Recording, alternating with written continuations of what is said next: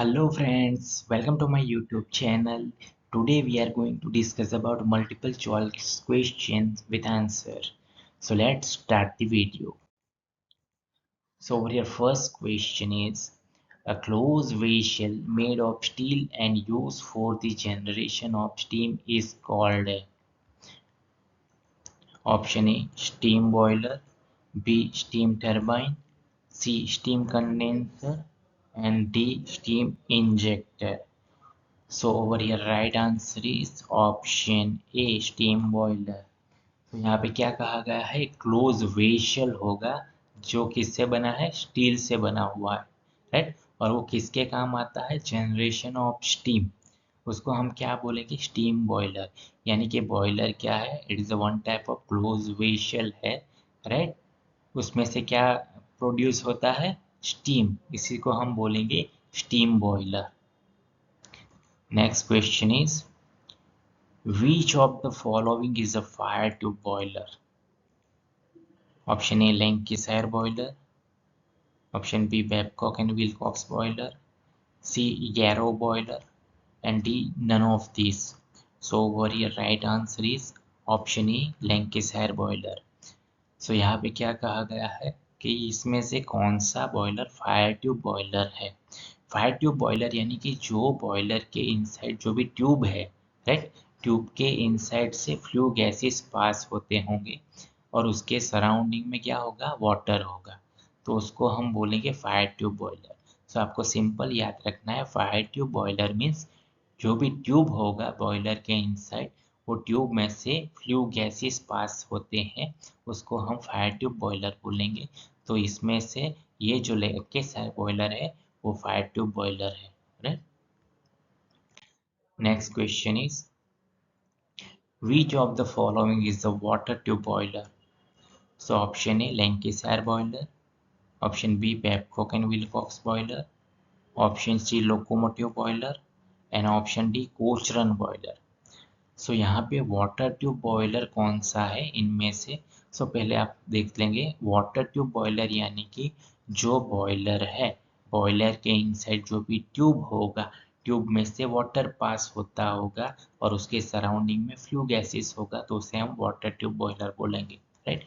So simple आपको याद रखना है फायर ट्यूब होगा तो फायर ट्यूब में से गैसेस पास होते हैं और वाटर ट्यूब होगा तो जो भी ट्यूब होगा उसमें से वाटर पास होगा right. So water tube boiler इनमें से कौन सा है तो उसका आंसर रहेगा option B Babcock and Wilcox boiler right जिसे हम वाटर ट्यूब बॉयलर बोलेंगे. Next question is fire tube boilers are. So option A internally fired, option B externally fired and option C internally as well as externally fired, option D none of these. सो यहाँ पे उसका answer रहेगा option A internally fired. जो भी fire tube boilers है वो कैसे रहेंगे इंटरनली फायर्ड. अब इंटरनली फायर्ड का क्या मतलब है कि हमारा जो भी बॉयलर है बॉयलर के इनसाइड हम फ्यूल का कंबशन करेंगे तो उसको हम इंटरनली फायर्ड बॉयलर बोलेंगे. और एक्सटर्नली फायर्ड बॉयलर सपोज ये हमारा बॉयलर है और बॉयलर के आउटसाइड हम फ्यूल का कंबशन करेंगे तो उसको एक्सटर्नली फायर्ड बॉयलर बोलेंगे. तो सिंपल आपको याद रखना है इंटरनली फायर्ड बॉयलर यानी कि बॉयलर के इनसाइड तो उसको हम बोलेंगे इंटरनली फायर्ड एंड एक्सटर्नली यानी कि बॉयलर के आउटसाइड फ्यूल का कंबशन होगा उसको हम बोलेंगे एक्सटर्नली फायर्ड बॉयलर. तो जितने भी फायर ट्यूब बॉयलर्स है वो कैसे रहेंगे इंटरनली फायर्ड बॉयलर.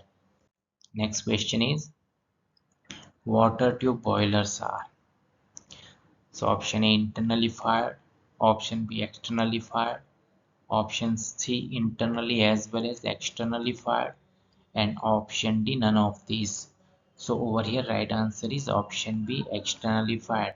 So जितने भी वाटर ट्यूब बॉयलर्स है वो कैसे रहेंगे externally fired. Externally fired means जो भी हमारा बॉयलर है बॉयलर के आउटसाइड फ्यूल का कंबशन होगा तो उसको हम कौन कैसा बोलेंगे एक्सटर्नली फायर्ड बॉयलर. सो जितने भी वाटर ट्यूब बॉयलर्स हैं वो कैसे रहेंगे externally fired boiler. Next question is When the circulation of water in a boiler is by centrifugal pump, then the boiler is known as. So option A, internally fired boiler, externally fired boiler, natural circulation boiler, and forced circulation boiler. So over here right answer is option D, forced circulation boiler. तो यहाँ पे आपको याद रखना है कि जो भी बॉयलर है, बॉयलर के इनसाइड हम क्या करते हैं, वाटर को सर्कुलेट करते हैं, लेकिन यहाँ पे वाटर को सर्कुलेट करने के लिए हम किसका यूज कर रहे हैं, सेंट्रीफ्यूगल पंप का, यानी कि हम पंप से क्या प्रोवाइड कर रहे हैं, फोर्स प्रोवाइड कर रहे हैं, इसीलिए उसको फोर्स सर्कुलेशन ऑफ बॉयलर बोलेंगे।